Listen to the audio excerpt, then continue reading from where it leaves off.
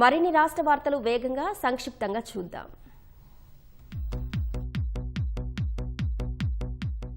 రంగారెడ్డి జిల్లా Shankarpally ఎక్స్పీరియన్ eco park లో Mokila ethnic పేరుతో 3K రన్ నిర్వహించారు. ప్రతి ఒక్కరూ పర్యావరణాన్ని రక్షిస్తూ ముందుకు సాగాలన్నారు. చెట్లు నాటడం, ప్లాస్టిక్ నిషేధించడం ఖచ్చితంగా పాటించాలన్నారు. సైబర్ నేరాల బారిన పడకుండా ప్రతి ఒక్కరూ జాగ్రత్తలు పాటించాలని హైదరాబాద్ చిలకలగూడ ఏసీపీ సూచించారు. సైబర్ మోసాలపై అవగాహన కల్పించే కార్యక్రమంలో భాగంగా వారాసిగూడ కూడలి నుంచి మొరంగడ్డ వరకు ర్యాలీ నిర్వహించారు.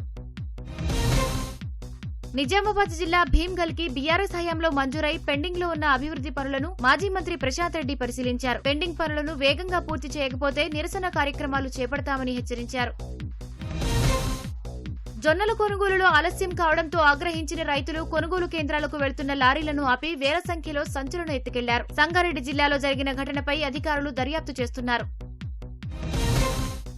హనుమకొండ జిల్లా మైలారంలో రైతు పొలంలో ఎస్ఆర్ఎస్పీ కెనాల్ వ్యర్థాలను కాంట్రాక్టర్ వదిలేసి వెళ్లారు. పొలంలో విత్తనాలు వేసేందుకు వెళ్లగా వ్యర్థాలను చూసి ఆందోళన చెందిన రైతులు అధికారులు న్యాయం చేయాలని విజ్ఞప్తి చేశారు. ఆదిలాబాద్ జిల్లా బోధులో నిర్వహించిన వాహన తనిఖీలో సరైన పత్రాలు లేని వాహనాన్ని పోలీసులు స్వాధీనం చేసుకున్నారు. తప్పుడు పత్రాలతో రిజిస్ట్రేషన్ చేసేందుకు యత్నించిన ముగ్గురిని పోలీసులు అరెస్టు చేశారు.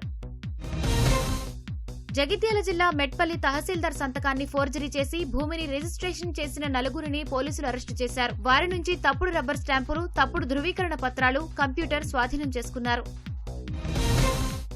మేడ్చల్లో దేవాలయంలో చోరీకి యత్నించిన వ్యక్తిని స్థానికులు పట్టుకున్నారు. పోలీసులకు సమాచారం అందించగా సంఘటనా స్థలానికి చేరుకుని నిందితుడిని అదుపులోకి తీసుకుని దర్యాప్తు చేస్తున్నారు.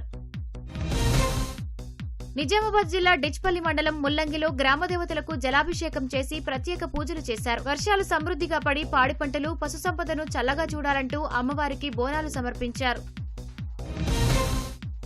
లైంగికంగా వేధిస్తున్నాడన్న ఆరోపణలతో ఓ మహిళ వరంగల్ ఎస్ఐపై హనుమకొండ పోలీస్ స్టేషన్లో ఫిర్యాదు చేసింది. బాధితురాలి ఫిర్యాదుతో పోలీసులు ఎస్ఐను అదుపులోకి తీసుకున్నారు.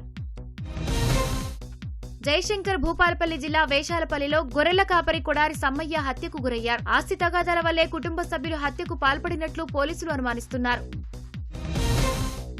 యాదాద్రి భువనగిరి జిల్లా ఎల్లంబావి శివారులో వేడుకలకు హాజరైన యువకుడు అనుమానాస్పద స్థితిలో మృతి చెందాడు. పార్టీలో పాల్గొన్న యువకులని పోలీసులు విచారిస్తున్నారు. తన కుమారుడి ఒంటిపై గాయాలున్నాయని, పార్టీలో ఉన్న వాళ్లే కొట్టి చంపేశారని మృతుడి తండ్రి ఆరోపించారు.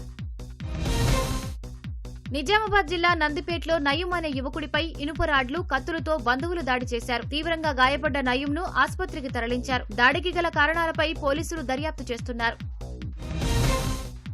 యాదగిరిగుట్ట లక్ష్మీ నరసింహస్వామి ఆలయం కొండ కింద ఉన్న రింగ్ రోడ్డు వద్ద వాహనం అదుపు తప్పి బోల్తా పడింది. ఈ ప్రమాదంలో ఒకరు మృతి చెందగా పలువురికి స్వల్ప గాయాలయ్యాయి.